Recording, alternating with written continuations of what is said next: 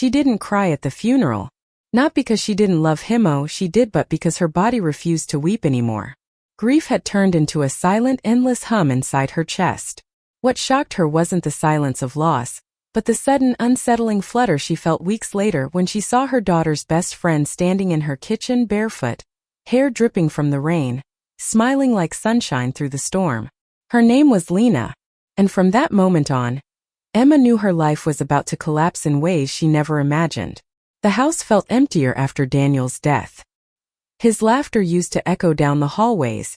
Now only the creak of the floorboards kept her company. Emma moved through her days like a ghost: coffee at 7:15, work emails at 9, dinner for 2 though only one seat was filled. Her daughter, Sophie, was finishing her first year of college, coming home on weekends, usually with Lena in tow. Lena had always been around, smiling, polite, the kind of girl who could charm a room without trying. Emma used to think of her as another daughter. But grief changes how you see people. The night everything began, Lena had come over alone to drop off Sophie's laptop. It was raining hard, thunder shaking the windows, and Emma had insisted she stay for dinner. Lena agreed. She was wearing a loose sweater, damp from the storm. Her hair was darker when wet, strands clinging to her face. When Emma handed her a towel, their fingers brushed so lightly, so carelessly, and something electric passed between them. It was nothing. It should have been nothing. But Emma's heart stumbled, confused by the sudden warmth. They ate in silence for a while, the sound of rain filling the gaps between sentences. "You don't talk much anymore," Lena said softly, breaking a piece of bread. Emma looked up. "There's not much left to say." Lena's eyes softened. "Maybe not about the past, but about the future." Emma almost laughed, bitter and breathless. "I stopped believing in futures, Lena." "Then maybe you just need someone to remind you how to hope again," the girl said quietly. The words hung in the air, fragile and dangerous. That night, after Lena left, Emma stood in the kitchen for a long time, staring at the door. Her pulse still raced like she'd done something wrong. Days turned into weeks. Lena came by often, sometimes with Sophie, sometimes alone. She said she was helping Emma with errands, cooking, or cleaning the garden. But Emma knew better. She saw the glances Lena stole when she thought no one was watching, the way her voice softened when she said Emma's name. And worse, she saw how her own heart betrayed her. It wasn't love, not yet. It was curiosity at first, then longing, then guilt. One evening, Sophie left early for a study group, leaving the two of them alone again. They sat by the fireplace, the air thick with quiet. Emma poured them wine, one glass too many, maybe. "You ever feel like you're living someone else's life?" Emma asked suddenly. Lena tilted her head. "Every day." Emma looked at her, really looked. "You're too young to say that." "I'm old enough to understand loneliness," Lena said, eyes glinting in the firelight. "And I think you are too." The silence stretched between them like a bridge neither dared cross. "Lena," Emma whispered, her voice trembling, "you should go." But Lena didn't move. "Do you want me to?" Emma's lips parted. The fire crackled behind them. Rain began to fall again, tapping softly on the windows. "I don't know," she confessed. That night haunted her. Emma couldn't sleep. Every time she closed her eyes, she saw Lena's face, warm, open, unbearably close. She tried to convince herself it was nothing, a lonely widow clinging to the first sign of life she'd felt in months. But when Lena texted her the next morning, "I left my scarf there. Can I come by?" Emma's heart said yes before her brain could argue. When Lena arrived, the air between them felt charged. She smiled nervously, retrieving the scarf from the couch, but didn't leave. Emma could feel her standing there, hesitant but brave. "Lena," she said quietly, "this can't happen." Lena's eyes lifted. "Then why does it feel like it already is?" And before Emma could speak, Lena stepped closer. Just an inch, but it was enough. Emma could smell the rain on her skin, the faint sweetness of her perfume. Her pulse thundered. She should have stopped it, should have turned away. But instead she whispered, "You don't know what you're doing." "Yes, I do," Lena breathed. And then she kissed her. Soft, gentle, terrifying. Emma froze, then melted. It wasn't supposed to feel this way. It wasn't supposed to feel like coming back to life. When it ended, Emma pulled away, breathless. You need to go, she said, her voice breaking. Lena's eyes shimmered, hurt but steady. Okay, she whispered. But I'm not sorry. The door closed behind her, but the scent of rain and wine lingered. Emma sank to the floor, shaking. She didn't cry. She didn't know how. She only pressed her hand to her lips, wondering how something so wrong could feel so heartbreakingly right. 2 days later, Sophie came home. Emma tried to act normal, but guilt gnawed at her. Lena didn't come by that weekend. She didn't text. Emma told herself it was for the best. But then late one night there was a knock on the door. She opened it to find Lena standing there again, this time with tears in her eyes. I can't pretend that didn't happen, she said. I can't stop thinking about you. Emma's heart ached. You shouldn't be here. I know, Lena whispered. But neither of us deserves to be alone anymore. The next morning, Emma woke with a hollow ache in her chest. The house was quiet again, except for the steady ticking of the kitchen clock. It sounded too loud, like it was mocking her. Every second felt like a reminder of what she'd done, what she'd allowed herself to feel. She stood by the window with her coffee, watching the first snow of the season drift lazily to the ground. Everything looked so clean, so pure. She wished she could feel the same inside. But she couldn't forget the warmth of Lena's mouth against hers. Her phone buzzed. A message. Lena, I'm sorry if I made things harder for you. I just couldn't keep pretending I didn't care. Emma's hands trembled slightly as she read the words. She typed, then erased again and again. Finally, she just replied, It's not your fault. But this can't happen again. She stared at the screen after hitting send, feeling like she just carved something precious out of her chest and thrown it away. 3 days passed before she saw Lena again. Sophie had come home for winter break, bright and talkative, filling the house with energy Emma had missed. And as always, she brought Lena. Emma felt her heart trip over itself when she saw the girl step through the door, bundled in a thick coat, her cheeks pink from the cold. Lena's eyes flickered up, just for a second, and the air between them tightened like an invisible thread pulled too taut. Sophie, oblivious, was talking about her classes, her new roommate, her plans for the holidays. Emma tried to listen, to smile, to be the mother she used to be. But every time she glanced at Lena, she saw the same quiet yearning mirrored in those eyes. It was unbearable. At dinner, Sophie was scrolling through her phone while Lena helped Emma in the kitchen. Their shoulders brushed once, twice, and every touch felt like fire. Lena leaned in, whispering, You look tired. I'm fine, Emma said softly without meeting her eyes. You're not, Lena murmured. You haven't been fine since that night. Emma turned sharply, lowering her voice. Stop. Lena's lips parted, hurt flickering across her face. Why do you keep pushing me away when I know you feel it too? Because it's wrong, Lena, Emma hissed under her breath. You're my daughter's best friend. I'm not a child, Lena cut in, her voice shaking. And you're not dead, Emma. That last word hung in the air, sharp as glass. Emma blinked, stunned. From the living room, Sophie called, Hey, everything okay in there? Fine. Emma answered quickly, forcing her tone light. Lena's eyes softened with regret. I'm sorry. I shouldn't have said that. But it was too late. The truth had already been spoken aloud and Emma couldn't unhear it. Later that night, after Sophie had gone to bed, Emma sat by the fireplace again. The flames flickered weakly, shadows crawling up the walls. She was staring into the fire when she heard a soft knock at the door. She didn't have to ask who it was. Lena, you should be asleep, Emma whispered when she opened the door. I couldn't, Lena said, her voice trembling. I keep thinking about you. About that night. About everything. Lena, I know you're scared, Lena continued, stepping closer. But you're not the only one who's lost something. When Daniel died, you stopped living. You've been surviving, not feeling. And when I'm with you, I see you breathe again. I see you alive. Emma's breath caught in her throat. No one had ever said that to her, not even Daniel. Not in the last years of their marriage when everything had gone gray. Lena reached out, her hand brushing Emma's cheek. The touch was tender, reverent. Tell me to stop and I will. Emma closed her eyes. Her voice barely escaped her lips. I can't. And then once more they fell into each other. It wasn't desperate this time, it was slow, careful, almost mournful. A kiss that said everything they couldn't. That they were both broken, both aching, and somehow in each other they found a strange kind of peace. When they finally parted, Emma rested her forehead against Lena's. "We can't let Sophie find out," she whispered.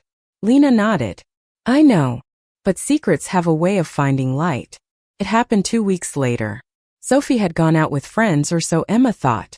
She and Lena were sitting on the couch, a quiet evening movie playing, when Lena leaned her head on Emma's shoulder.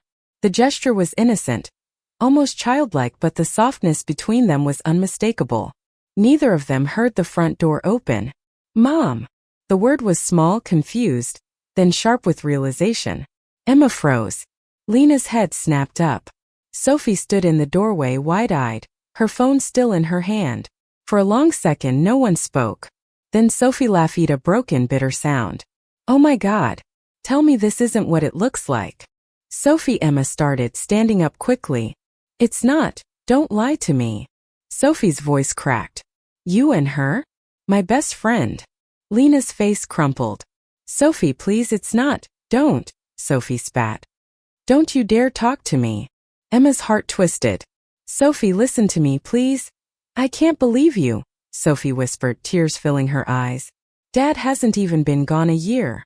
And then she ran upstairs, slamming her door so hard the walls shook. Lena stood frozen, her face pale. "I'm sorry," she said weakly. "I ruined everything." Emma shook her head, swallowing hard. "No, it's not your fault. It was only a matter of time before it came out." But she didn't believe her own words. For 3 days Sophie didn't speak to her. The house felt colder than it ever had, the silence heavier. Emma wanted to give her space, but the distance was unbearable. Finally, she knocked on Sophie's door. "Can we talk?" "Nothing." "Sophie, please," Emma said softly.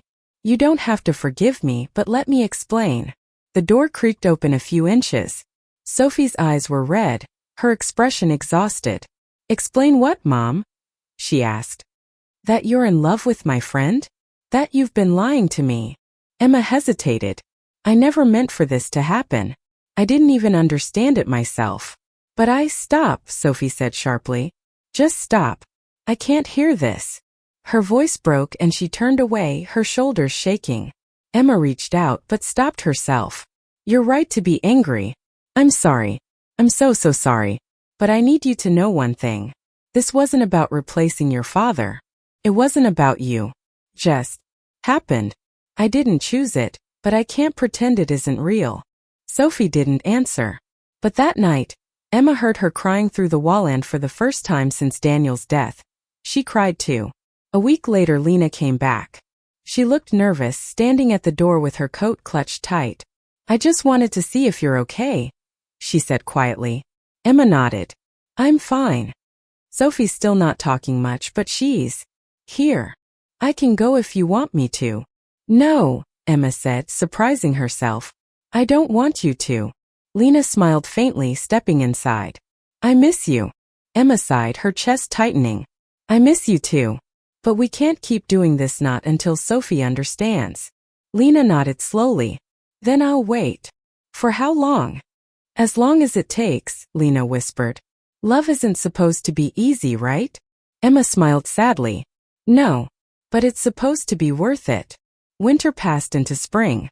The snow melted, the trees bloomed again, and the house began to feel less like a tomb and more like a home. Sophie started to thaw, 2 small smiles, short conversations, cautious peace. One morning she found Emma sitting in the garden, trimming the roses. "Hey," Sophie said quietly. Emma looked up, surprised. "Morning." Sophie hesitated, then asked, "Do you love her?" Emma froze. "Yes," she said after a long pause. "I do." Sophie nodded, staring at the ground. "I don't know if I'm okay with it yet." "I understand. But," Sophie continued, her voice trembling, "I saw how lonely you were after Dad died. And I guess, if she makes you happy, maybe that's something." Emma's eyes filled. "Oh, sweetheart." Sophie stepped forward, and for the first time in months, she let her mother hug her. Over her shoulder, Emma saw Lena standing by the fence, watching quietly. Sophie turned, their eyes meeting. Lena didn't say a word. She just smiled, soft, grateful, patient. And for the first time, Sophie didn't look away. That night, Emma and Lena sat on the porch, watching the sunset paint the sky in pink and gold. The world felt new again. Fragile but beautiful. "I never thought we'd make it here," Emma said softly. "Me neither," Lena whispered. "But maybe some stories aren't about how they start. Maybe they're about how they survive." Emma smiled, reaching for her hand. "Then I guess ours is just beginning." Lena leaned her head on her shoulder, and for once Emma didn't feel guilty. She felt free. Spring had melted into summer, and the garden outside Emma's house was alive again. The roses had grown wild, bursting in color scarlet, ivory, soft pinks, and Emma found comfort in their resilience. They bloomed no matter what winter had taken from them. She thought maybe she was the same. Lena had been around more often now, not hiding, not sneaking in through back doors, but walking through the front gate with a basket of peaches or a fresh bouquet like she belonged there. Sophie didn't flinch anymore when she saw her. The silence between them was no longer tense. It was healing. That morning, Emma was sitting on the porch, sunlight brushing over her face, when Sophie joined her. She handed her mother a mug of coffee and sat beside her. "You know," Sophie said, staring into the yard. "Lena told me she's thinking about moving back here after graduation." Emma turned, her heart stuttering. "She did?" "Yeah," Sophie said. "She got a job offer at the art gallery downtown. I told her she should take it." Emma blinked, unsure what to say. "That's good. Really good." Sophie smiled faintly. "I figured you'd think so." There was a pause, one that didn't hurt this time. Then Sophie said softly, "You know what's weird? I used to think love was supposed to look a certain way, like Dad and you. But now, I think it just has to make sense to the people inside it. Doesn't matter what anyone else thinks." Emma's throat tightened. "Sweetheart." Sophie looked at her, her eyes shining with quiet understanding. "I still miss him, Mom. I always will. But he'd hate to see you alone forever. And Lena, she's good for you. She makes you laugh again." Emma didn't realize she was crying until Sophie reached out and squeezed her hand. "Thank you," Emma whispered. Sophie smiled. "Just promise me one thing. Anything. Don't hide it anymore." That evening, Lena came over for dinner. The air was warm, the sky streaked with orange and violet. Sophie had cooked something simple, pasta and salad, and the three of them sat together at the table for the first time in months. It wasn't perfect. Didn't have to be. Afterward, Sophie went upstairs to call a friend, and Emma walked Lena out to the porch. The cicadas hummed softly in the background, and the world smelled like summer and second chances. "I think she's okay," Emma said, her voice gentle. Lena smiled. "I noticed. She didn't glare at me once tonight." Emma laughed quietly, and the sound felt lighter than it had in years. Lena reached out, tracing her fingers over Emma's hand. "You know, I keep thinking about how impossible this all seemed. Like we were something the world wouldn't understand." Emma met her gaze. "Maybe the world doesn't have to." Lena's eyes softened. "No, it doesn't." They stood there for a moment, the air thick with that quiet, familiar electricity that never truly faded. But this time there was no guilt, no hiding, just peace. "I love you," Lena said. Emma smiled, her heart steady and sure. "I love you too." And when they kissed under the fading light, it wasn't reckless or forbidden. It was honest. It was theirs. A few weeks later, Lena moved into a small apartment downtown. She kept it filled with light and music and laughter, and Emma found herself there more often than at home. Sophie visited sometimes too, bringing takeout and teasing them both about how domestic they'd become. There were still moments of doubt, neighbors whispering, old friends looking twice when they saw Emma walking hand in hand with a woman half her age. But Emma learned not to care. For too long, she'd lived for everyone else's expectations. Now she just wanted to live for herself. And for Lena, one night as they lay together on the couch, the city humming softly outside, Lena turned to her. "Do you ever think about what he'd say?" "Daniel?" Emma asked. Lena nodded. Emma was quiet for a moment. Then she said, "He'd probably be surprised, maybe even confused. But he always wanted me to be happy. I think wherever he ished understand." Lena smiled faintly. "You talk about him like he's still here." "In a way he is," Emma said. "He's part of the reason I can love you now." Because he taught me what love should feel like, safe, kind, alive. Lena's eyes shimmered. That's all I want to give you. Emma reached over, brushing her thumb along Lena's jaw. You already do. Months later, on a golden Sunday afternoon, they held a small gathering in the garden. Friends, a few family members, Sophie, everyone who mattered. No speeches, no labels, just laughter and good wine and sunlight filtering through the trees. At one point, Sophie took a photo of them, Emma laughing with her head tilted back, Lena looking at her like she was the only person in the world. Later that night, Sophie sent the photo to her mother with a message. You look happy. I think Dad would like that. Emma stared at the picture for a long time before setting the phone down and leaning against Lena's shoulder. Everything feels okay now, she whispered. Lena kissed her hair. It's more than okay. And it was. Because love didn't erase the past, it built upon it. It didn't ask for permission, or fit neatly into what others expected. Simply was. It bloomed where grief once lived, and somehow against all odds it thrived. 1 year later, the garden was in full bloom again. Sophie was preparing for her graduation, and Emma had just finished helping Lena hang a new art exhibit downtown. They drove home together that evening, the sun dipping below the horizon, painting the road in gold. I can't believe how much has changed, Lena said softly. Emma smiled, keeping her eyes on the road. Change can be beautiful. Lena reached over, entwining their fingers. You ever think about what's next? Every day, Emma said. But for once, I'm not afraid of it. They pulled into the driveway, the porch light flickering to life, warm and familiar. As they stepped out, Lena turned to her, that same smile she'd worn the first time she'd shown up in the rain years ago, hopeful, brave, full of love. Emma cupped her face, whispered, Home. And Lena nodded. Home. That night, after everyone had gone to bed, Emma stepped outside to the garden. The moon hung low, silver light spilling over the roses. She could almost hear Daniel's voice in the wind, gentle, amused. You did it, she whispered to the stars. You let me find love again. The breeze rustled through the leaves, and for a moment, she felt an impossible warmth in her chest. Then Lena's arms slipped around her waist from behind. Talking to the moon again? She murmured. Emma smiled, turning into her embrace. Maybe. Or maybe just reminding myself how lucky I am. Lena pressed her lips to her temple. You don't need reminding. And under the quiet hum of summer, surrounded by the roses that never stopped blooming, Emma finally understood grief had not been the end of her story.